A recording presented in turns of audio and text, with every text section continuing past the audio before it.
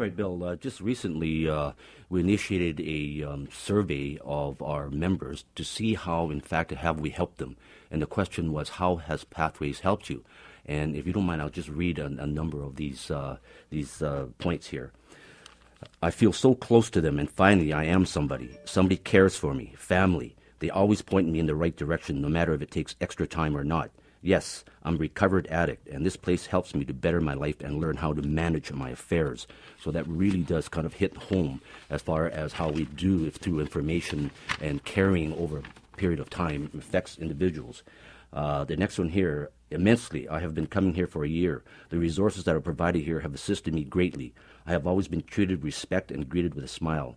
Not to mention that I have been educated on issues that I was having difficulty resolving on my own. This place is an asset to the downtown east side. So these are the feelings that are coming through.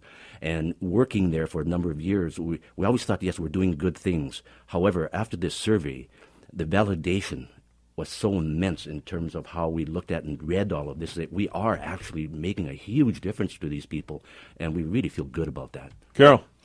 And I can say confidently that over the 8.5 years of our existence, we have exceeded every government-mandated assessment, referral, stat and member sign-up statistic that they've put out to us, as well as employment stat. So every challenge, every target that we've met, we've exceeded that target.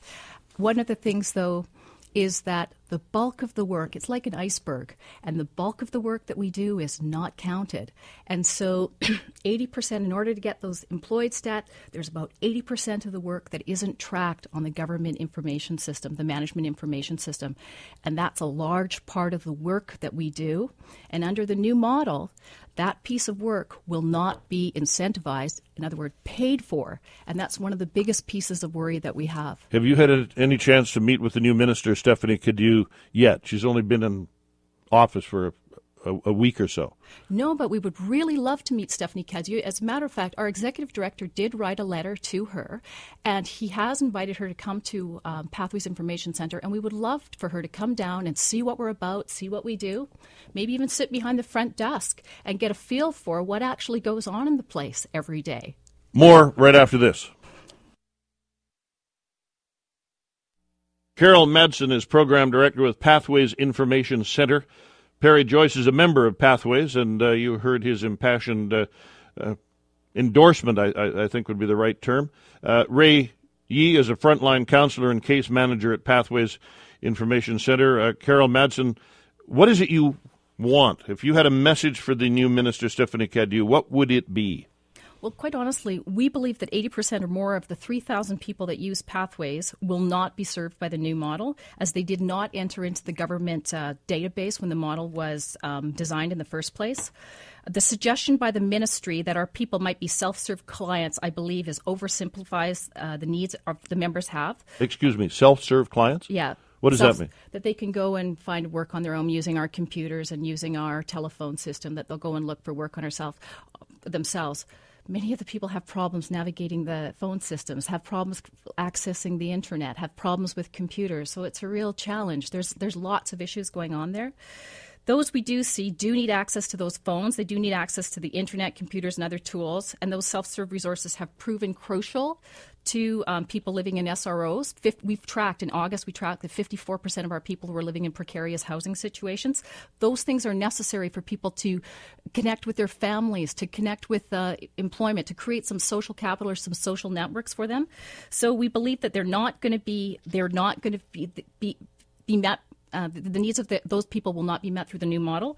We do not believe that the people fit the profile that the ministry thought for the self-serve clients. You talk about the new model, and you described it in the break as a kind of Walmart, a one-stop shopping center for people like Perry. Let me just ask Perry, what would that work in any way for you? For me, it probably would work because I'm not drug addicted. I'm not facing barriers that most of the residents of the downtown east side are facing. For most of the residents of the downtown east side, it won't work. Some of these people are absolutely incapable of standing up and walking across the street because they have physical disabilities. They need somebody to help them across the street to get to the place. If they move out of the downtown east side, where are these people going to access services at? Carol Madsen. Well, so at the Ministry of Social Development, there's a welfare classification called expected to work. We find, though, that we see people who are expecting to work. So what we want is we want assurances that the new Employment Service Center model responds to the needs of our membership and those of our other partner agencies that are also being decimated in this process. And those other agencies and ourselves, we have in-depth knowledge of the community and the micro-community of the traditionally named Downtown East Side.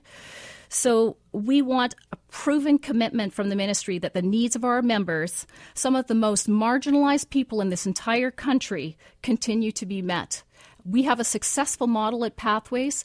We have built this over 10 years. We are well established. We are well known. We know it works. We want to make sure that if we're shut down, we want to make sure the needs of our people are going to be met as well in the new model. And we really have our doubts. We'll keep a close eye on this story. We must break for the news headlines next. You're with Bill Good on CKNW News Talk 980. Please stay tuned.